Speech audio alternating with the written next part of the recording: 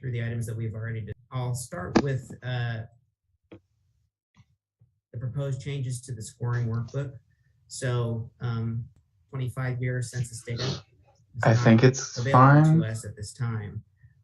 And so we wanted to make sure The we had an URL opportunity for to make this. informed decisions without concern that KHC would change the scoring. We opted to proceed. You have the URL we have available for the stream. using and adjusting or deleting the data is available. KHC will evaluate in the second year. Actually, it's not on the board. QAP cycle. So the first. Oh, I was talking to myself. Sorry. We're going to talk about is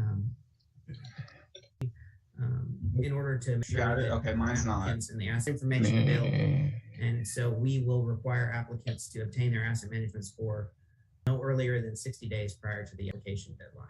That means you like block, but it was or as a team requests their asset management risk score. The only score that will be used for the scoring criteria will, because I can't find it. And where the risk score will only be used from the management company, not any other member of the development team.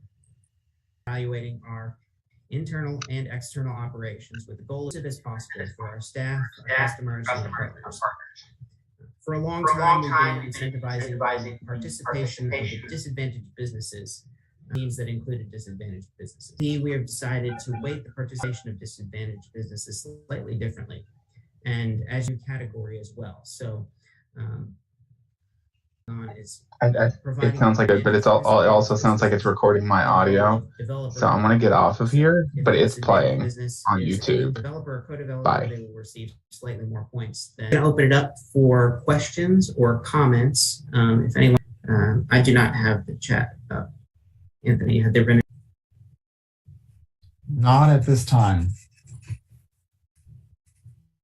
Does anyone have any questions that they would like to ask? If so, just raise your hand and we can unmute you.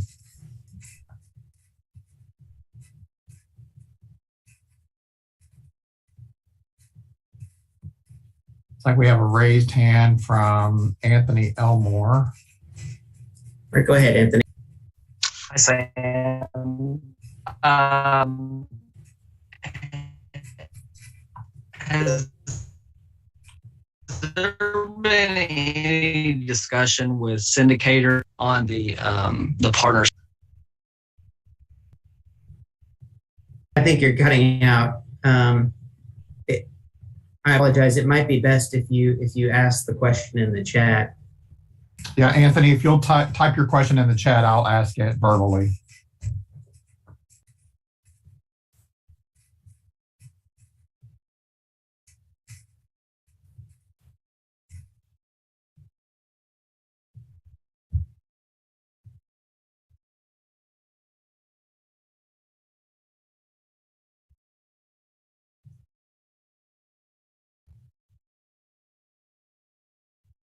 If there are no other questions, I'll just move on and maybe address Anthony's question. Anthony, it's like we have a question submitted in the chat from Andrew Halls at HPI. The question is, will KHC require specific types of MBE certifications? For example, ones obtained through a state agency.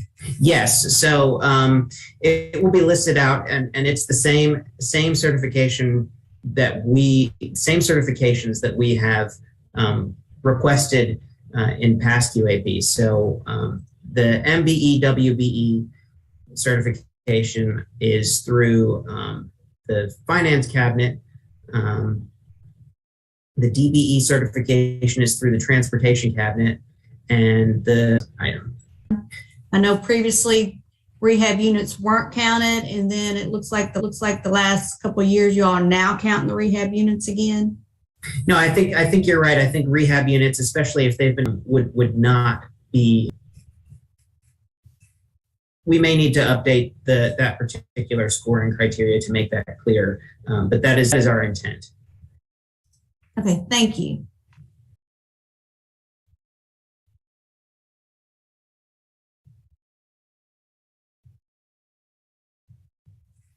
No other questions at this time, Sam. Okay. All right. Well, rules and allocation of credit. So keep the pool similar to the previous QAP, significant exception. Including the innovation pool, we feel like the innovation pool has been extremely successful and we want to continue momentum for innovative projects. So one significant change that we are going to institute relates to the recent allocation of HOMARC funds designed to assist persons who are homeless or at risk of homelessness under the American Rescue Plan. So we talked about this a little bit at the last forum. A special one-time allocation of particular qualifying populations, as those terms are defined in the regulation. Persons who are homeless, at risk of homelessness, fleeing or attempting to flee domestic violence, dating violence, sexual assault, stalking, or human trafficking, and other populations where assistance would prevent homelessness or serve those at greatest risk of housing instability. These funds and eligible activities include the development of affordable rental housing and provision of supportive service. Amendment to HUD, and so HUD isn't, I believe that we have gotten verbal confirmation, but I don't think we've got. In light of this significant investment of funds that can be used for supportive services in addition, CADE set aside some 9% credits to combine with these home ARP dollars to create permanent supportive housing. So we're looking to set aside approximately $650,000 if the 12.5% basis, 12.5% boost in credits gets passed again by Congress. That amount will go up proportionally. So these funds be coupled with HOMARC funds for qualifying populations. So I know criteria in the multifamily guidelines. However, since this announcement is new to everyone, I wanted to go over some of the separate threshold criteria that we believe will result in the best possible outcomes for these projects and the homeless Kentuckians they intend to serve.